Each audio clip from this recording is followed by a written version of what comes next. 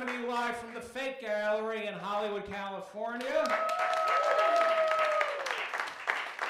We've got one of our best shows ever tonight. Please join me in welcoming our special guest just back from Comic-Con, Mr. Paul F. Tompkins. Oh, thank you. Thank you, ladies. Thank you. Hi, Paul. David, hello. It's so great. It's so great to see you. It really is. It's just fantastic. Well, thank you, David. Please shut up. It's a real thrill to be here, though not as big a thrill as it was to be at Comic-Con.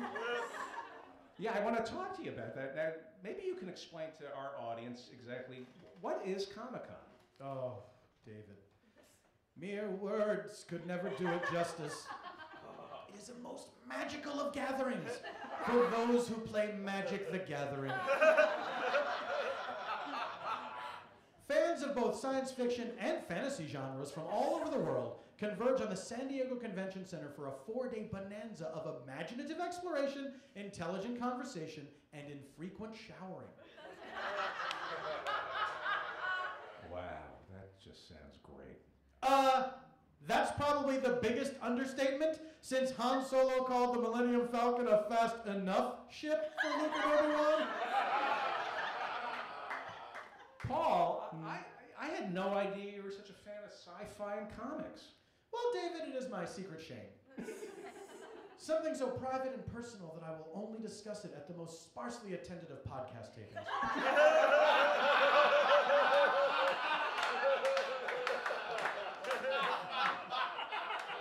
But it is true. As a small boy, I became infatuated with Beetle Bailey, and things just kind of spiraled out of control from there.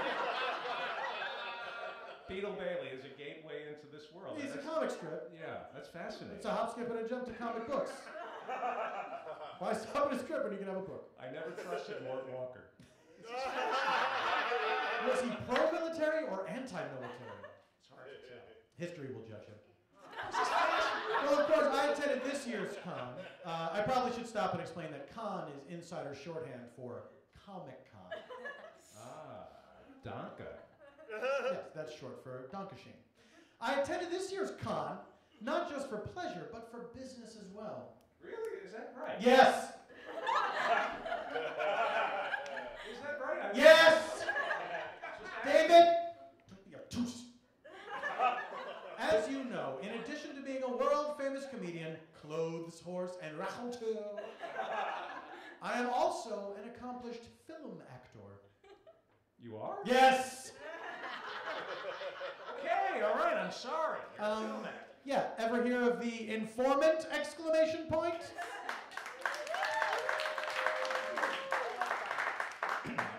With all due respect, I think you mean, did I ever hear of the informant, question mark?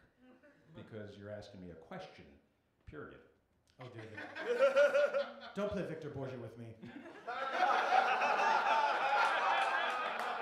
As you well know, the exclamation point, or mark if you prefer, is in the title. And you should also know that your playful ribbing of my film career serves only to reveal the burning jealousy deep within you. Oh, so that burning sensation is jealousy. Whew, thank God. Yes, but I would still get that rash looked at. Thank you. Okay, well. That was a cute run. Anyway. Back to my beloved Comic-Con. Now, as I was saying, my attendance this year was in a professional capacity. The good people at Disney invited me to promote my appearance in Tron Legacy. The breathless... Sure, thank you, Tron Legacy fans. As these people know, it is the breathlessly awaited follow-up to the 1982 classic, Tron. Tron, help me out. Isn't that the movie about a guy who gets sucked by his computer? Sucked into his computer. Oh, okay. I guess that's what I meant, Paul.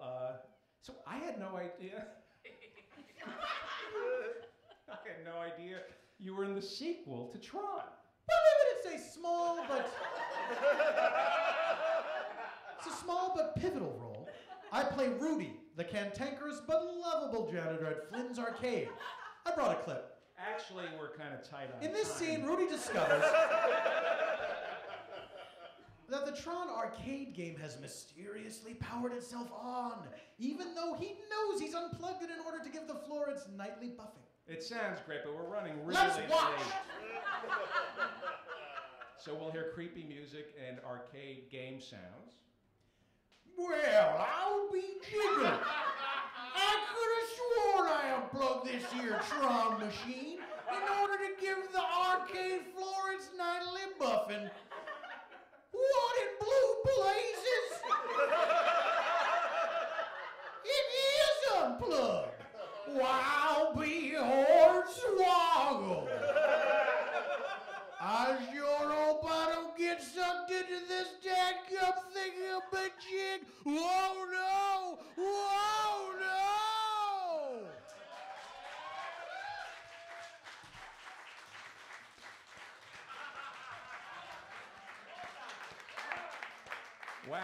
Wow, that was pretty compelling, Paul. Oh, I agree.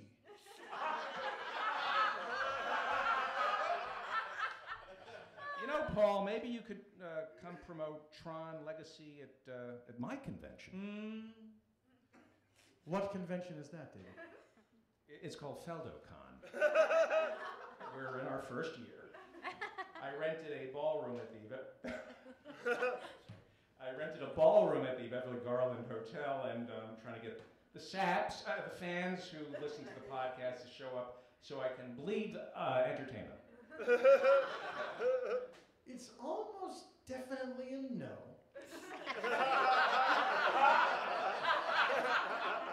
But for the sake of the sketch, I've got to know, what kind of events are you planning?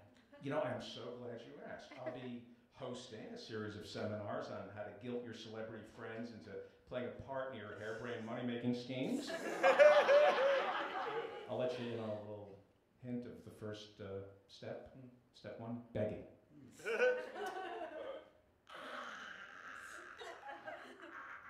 Don't think I can make it. Oh, come on, please. Well, what other celebrities have you booked? Oh, we got some heavy hitters: Jim Earl, Eddie Pupitone, movie star Paul F. Tompkins, and that's just the beginnings. Movie star, eh? All right, I'll do it. It's about time I started getting treated with a level of respect commensurate with my talent. Great. You don't mind sharing a dressing room with the $1 Million Man, Ted DiBiase, do you? Are you serious? It would be an honor. Paul F. Tompkins.